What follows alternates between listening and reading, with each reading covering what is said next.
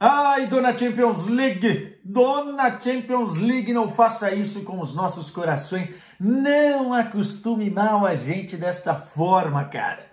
Outra noite especial no futebol europeu, hein? Se terça-feira das quartas de final da Liga dos Campeões já tinha sido magistral, excelente, essa quarta-feira foi muito boa. 8 gols anotados nas duas partidas, um 3-2 para o Barcelona em Paris, épico, um vira-virou, marcado por 2 gols de Rafinha, marcado por uma partida muito madura do Barcelona, que faz o torcedor do Barcelona agora sonhar com uma semifinal de competição. E em Madrid, o Atlético de Madrid venceu, mas fico com a sensação, com o gostinho de que o gol do Borussia Dortmund na segunda etapa deixa tudo em aberto e que foi uma sensação positiva para os aurinegros diante daquilo que foi a partida, especialmente o primeiro tempo, onde o Atlético de Madrid poderia ter ampliado uma vantagem que já era muito boa de 2-0, né? Vamos falar sobre essas duas partidas. Antes de mais nada, peço a humildade e a gentileza de vocês de deixar o like aí, os comentários, o que vocês acharam dos jogos desta quarta-feira. E é o seguinte, eu quero bater 50 mil inscritos neste humilde canal na próxima semana, porque é meu aniversário. Agora eu apelei, hein? O canalha que tiver aí ainda não se inscreveu, que está consumindo esse conteúdo e não teve a coragem de clicar no inscrever-se, vai fazer isso agora. Por bem ou por mal. Eu vou aí. Ó, vamos lá. Começar com o jogo entre Paris Saint-Germain e Barcelona. Depois vamos viajar até Madrid. Cara, uma partida muito madura do Barcelona. Eu estava muito curioso para ver como o Barcelona iria se comportar nesse duelo, especialmente porque do outro lado tinha talvez um dos grandes protagonistas, e tem ainda um dos grandes protagonistas desta edição da Liga dos Campeões, Mbappé. Se o confronto a nível coletivo era equilibrado, né, a gente tinha um cara que podia desequilibrar. E eu estava curioso para ver como o Barcelona iria armar estratégia para, na França, em Paris, no Parque dos Príncipes, parar o Mbappé. Não conseguiu a 100%, porque é praticamente impossível você parar uma força da natureza, mas foi uma partida muito organizada, muito madura defensivamente, que teve o seu momento pior de sofrimento no início da segunda etapa, mas no geral conseguiu fazer o que se propôs a fazer, né? O Barcelona fez realmente uma partida defensivamente falando muito interessante e por isso sai com a vitória do Parque dos Príncipes. Foram 2 tempos distintos e eu acho que os melhores momentos do Paris Saint-Germain no jogo foi o início do primeiro tempo e o início do segundo tempo. No início do primeiro tempo, uma pressão alta na saída de bola do Barcelona, tentando sufocar, tentando usar a velocidade, especialmente pelo lado esquerdo, com o Nuno Mendes dobrando com o Mbappé, e aí o Barcelona teve que se virar para fazer a marcação, né? Especialmente com o Koundé mais aberto pela direita e o Ronald Araújo mais centralizado. Os dois formaram ali uma linha defensiva, que ora era uma linha de 4 jogadores, mas muitas vezes defendendo sem a bola, formava-se uma linha de 5 defensores ali, para tentar travar essa velocidade toda e essa verticalidade tão perigosa do Paris Saint-Germain. E conseguiram, muitas vezes. Essa dobradinha Nuno Mendes e Mbappé criou problemas, mas os problemas foram solucionados com muita solidariedade também dos homens de meio campo, que dobravam também marcação ali, triplicavam marcação pelo setor, e o Paris Saint-Germain, apesar do volume, apesar da intensidade do início do jogo, não conseguiu reverter isso em gol. E a partir dos 20 minutos da primeira etapa, o Barcelona conseguiu recuperar essa bola, retomar a posse de bola e sair em transição ofensiva em velocidade, com muita rapidez do seu trio ofensivo, especialmente com o Rafinha se movimentando muito, não apenas pelo lado esquerdo, mas também pelo corredor central, confundindo a marcação. O Lewandowski abria espaço, ele penetrava pelo corredor central e o Lamine Yamal correndo pelo lado direito. O Barcelona começou a ser muito perigoso nesses contra-ataques dentro do jogo, nessas transições ofensivas, começou a colocar a defesa do Paris Saint-Germain em perigo e parecia que o Beraldo e o Marquinhos estavam um pouco desesperados com a situação, porque em termos numéricos o Barcelona conseguia colocar mais gente no campo de ataque com velocidade do que era esperado, e isso pegava toda a linha de meio campo do Paris Saint-Germain mais adiantada dentro de campo, e aí, enfim, essa superioridade acontecia e o Barcelona começou a chegar com perigo. Até que, numa dessas bolas verticais de contra-ataque, de transição ofensiva, achou o Lamine Yamal pela direita, fez uma bela jogada, centrou no meio, a bola é defendida pelo Donnarumma, sobra nos pés do Rafinha e ele faz 1-0 com justiça, com muita justiça. O Barcelona chegou a esse 1-0, poderia ter agredido mais, poderia ter feito inclusive um segundo gol no primeiro tempo, não seria loucura, porque o Paris Saint-Germain sentiu o golpe e o Barcelona não aproveitou. Achei que foi um grande jogo do Lewandowski com e sem a bola. Acho que sem a bola ele se movimentou demais, abriu os espaços. A hora que tinha que desacelerar o jogo, ele conseguiu desacelerar. A hora que tinha que concatenar ali com o Rafinha, trocar de posição, ele conseguiu fazer muito bem. E o Rafinha, espetacular. O Lamine Yamal, um pouco mais abaixo do que se esperava, talvez ansioso em alguns momentos, errando algumas tomadas de decisão, mas é um jogador desequilibrante, né? Você precisa dobrar a marcação em cima dele, senão você está perdido. No 1 contra 1, na velocidade, é um cara que é um menino, né? Que aos 16 anos já mostra toda a qualidade que tem. Portanto, esse primeiro tempo ficou marcado por isso. O Barcelona tomou conta do jogo depois do gol e poderia ter feito o 2-0. Fui para o intervalo com a sensação de que o Barcelona era dono da partida.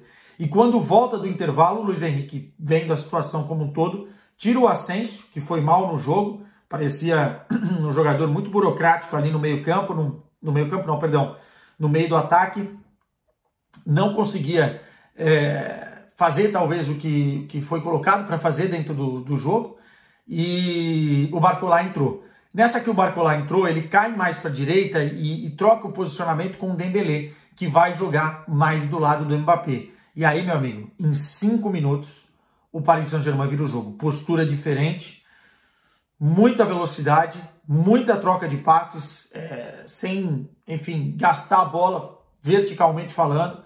E quando você tem velocidade de Dembélé e Kylian Mbappé, é uma tortura para os adversários, né? Uma bela jogada pela esquerda, o Dembélé fez um golaço, um come no zagueiro, né? Um corte e acertou uma bola no único lugar onde ela poderia passar, o gol que deu o empate. E depois, uma jogada muito bem trabalhada pelo Vitinha, que aliás foi um dos destaques desse Paris Saint-Germain, né?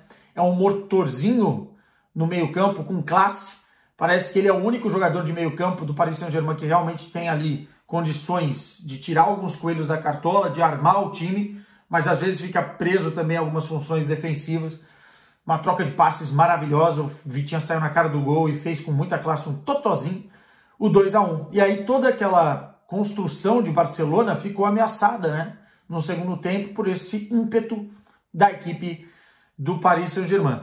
Mais uma vez, o time do Xavi teve maturidade para saber lidar com esse 2-1, com a pressão. É verdade que teve que sofrer novamente defensivamente, teve que dobrar a marcação, teve que fazer o ferrolho de linha de 5 e tal, mas também continuou agredindo. E foi num passe de mágica do Pedri, né, com mel, daqueles que, enfim, a gente gostaria de ver mais, porque o Pedri se machuca muito, mas quando ele está à disposição, ele é capaz de fazer isso, que o Rafinha recebeu a bola dentro da área e de primeira deu um chilape nela para fazer o 2-2. E todo aquele ímpeto do Paris Saint-Germain se transformou numa insegurança dentro de jogo e o Barcelona cresceu. Tanto que as substituições do Xavi deram resultado, o time melhorou e o Christensen de cabeça acabou fazendo o 3-2. Né? Teve uma bola na trave ainda do Dembélé, que uma pena não ter entrado, porque foi uma belíssima jogada de novo pela esquerda, onde depois, no segundo tempo, o Paris Saint-Germain levou o maior risco, o maior perigo, mas, enfim, não foi suficiente. Um resultado que é excelente para o Barcelona. O Barcelona, para mim, está com a faca e o queijo na mão para se classificar. Joga em casa, joga com uma vitória nas mãos, contra um Paris Saint-Germain instável e que não tem esse nível de enfrentamento dentro da sua liga. Né? O Barcelona colocou algumas dificuldades que o Paris Saint-Germain não está acostumado a ter. E isso é muito, muito significativo. Partidaça do Rafinha, tá? De gente grande, num palco grande, num momento importante.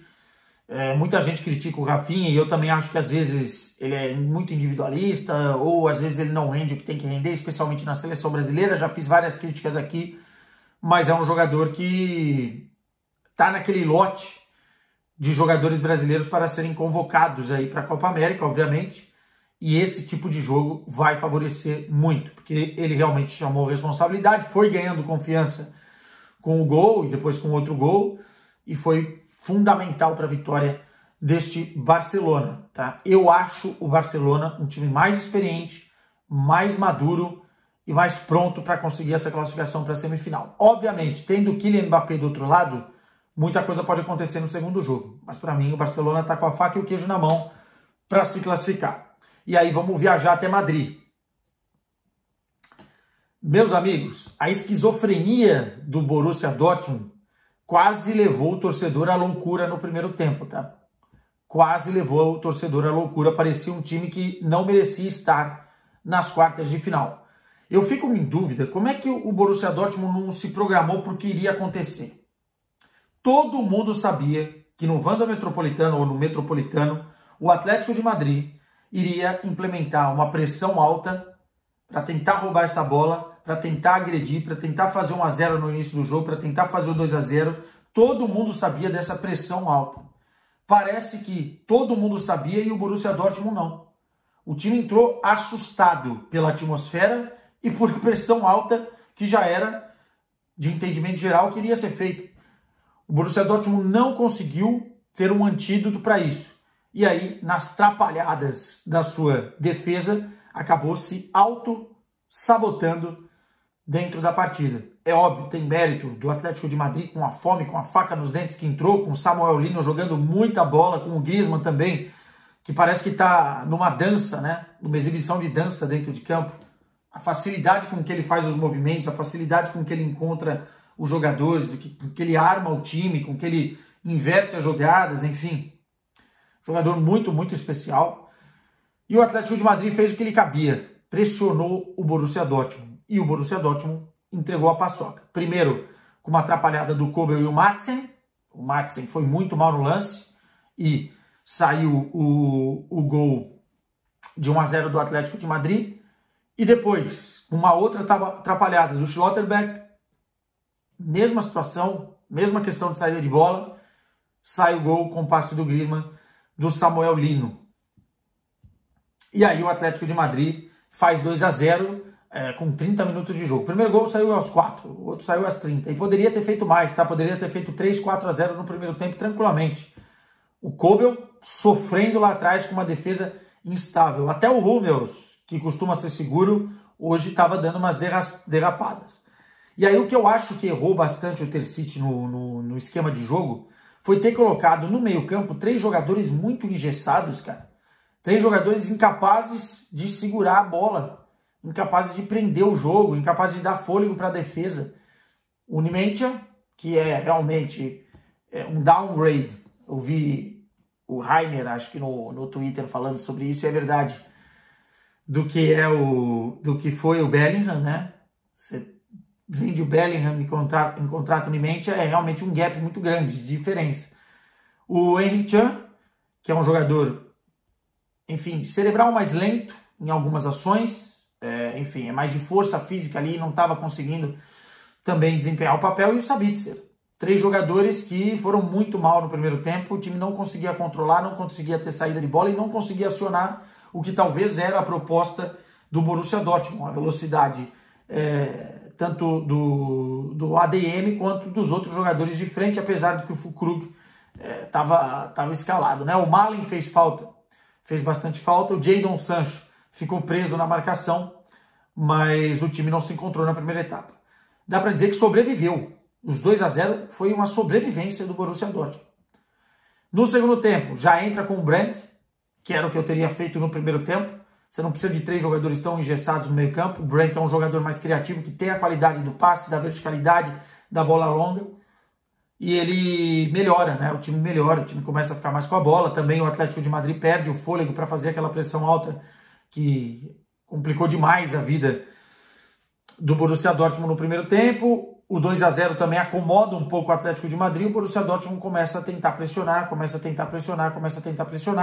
O Füllkrug, muito mal na partida, sai para o Haller entrar. Só que essa pressão ela é muito ineficaz, né? Não gera tantas chances de gol assim. Gera um volume maior de posse de bola, gera um time sofrendo menos lá atrás, mas gera poucas chances de gol. E na pouquíssima chance que teve, o Haller acabou tendo a estrela de, numa bola na área, marcar o 2-1. Que gol importante para o Borussia Dortmund. Abriu a eliminatória, que estava praticamente perdida pelo primeiro tempo desastroso que o time fez. Abriu a eliminatória. E depois, com a entrada do Bayern Gittens, que deve treinar muito mal, tá? Porque, enfim, toda vez que o Gittens entra, ele desequilibra. É um jogador muito forte no 1 contra 1. É um jogador muito rápido. É um jogador muito bom na finalização. Já tinha brilhado em outros jogos importantes da Liga dos Campeões. Estou lembrando do Milan, por exemplo, no San Siro. Entrou, desequilibrou, meteu uma bola na trave, foi para o 1 contra 1, gerou problemas para a defesa do Atlético de Madrid, enfim.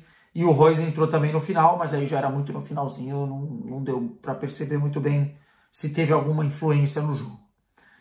2-1, resultado que deixa tudo em aberto para o segundo jogo. Eu acho que a postura do Atlético de Madrid vai ser muito diferente dentro de uma casa com hostilidades, vamos colocar assim, da equipe do Borussia Dortmund. E tudo pode acontecer na Alemanha. Tudo pode acontecer na Alemanha.